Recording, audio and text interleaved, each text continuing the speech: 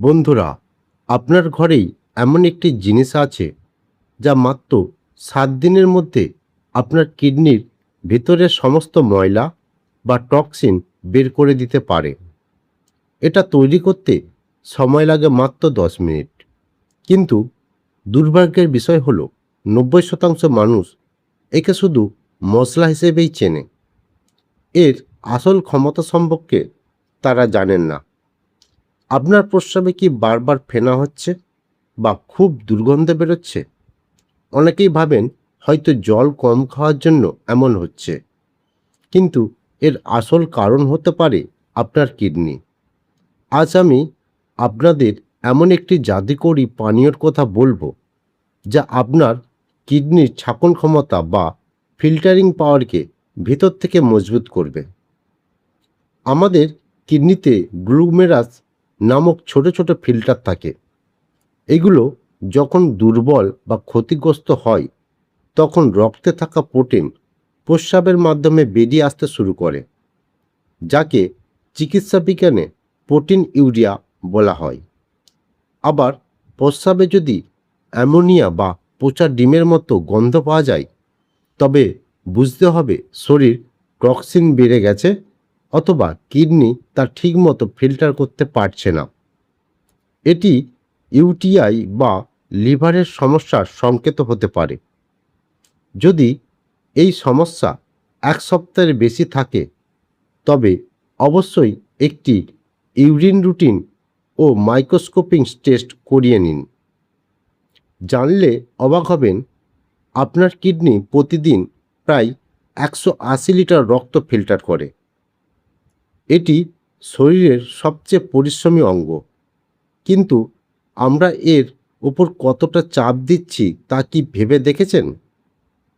অতিরিক্ত নুন, process food, অকারণে প্রোটিন সাপ্লিমেন্ট এবং মুড়ি মুরগির মতো পেন কিলার খাওয়ার ফলে কিডনি ধীরে ধীরে দুর্বল হয়ে পড়ে। আয়ুর্বেদ শাস্ত্রে একে বলা হয় আম বা অমা। যখন হজম ও পরিশুত করার প্রক্রিয়া ঠিকমতো কাজ করে না, তখন এই বিষাক্ত বর্জ্য কিডনিতে জমা হতে থাকে এবং প্রস্রাবে ফেনা বা দুর্গন্ধ তৈরি করে। রাতে ঘুমানোর আগে 2 গ্লাস জলে 2 টেবিল চামচ আস্ত ধনে ভিজিয়ে রাখুন। সকালে এই জল ধনে সহ মাঝারি আঁচে 8 থেকে 10 মিনিট ফোটান। শেষ 2 মিনিটে এতে আদা, হলুদ ও গোলমরিচ দিয়ে দিন। গ্যাস বন্ধ করে জলটি ছেঁকে নিন। হালকা গরম থাকাকালীন লেবুর রস ও মধু মিশিয়ে নিন। টানা 7 থেকে 10 দিন রোজ সকালে খালি পেটে এই পানীয়টি খান। এরপর কিডনি ভালো রাখতে সপ্তাহে মাত্র 3 দিন এটি খেলে চলবে। এর সাথে সারাদিনে 8 থেকে 10 গ্লাস সাধারণ জল অবশ্যই পান করবেন, যাতে টক্সিনগুলো শরীর থেকে বেরিয়ে যেতে পারে। কিডনি ভালো রাখতে এই পানীয়র পাশাপাশি কিছু নিয়ম মানা জরুরি। অতিরিক্ত প্রোটিন শেক বা রেড মিট এড়িয়ে চলুন। নুন এবং প্রসেস ফুড যেমন চিপস, নুডলস খাওয়া কমিয়ে দিন।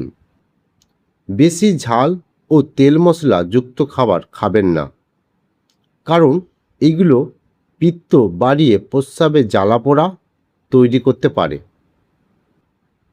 সতর্কতা হিসেবে, যাদের আগে থেকে কিডনির গুরুতর রোগ আছে বা ডায়ালিসিস চলছে, তারা ডাক্তারের পরামর্শ ছাড়া এটি খাবেন না।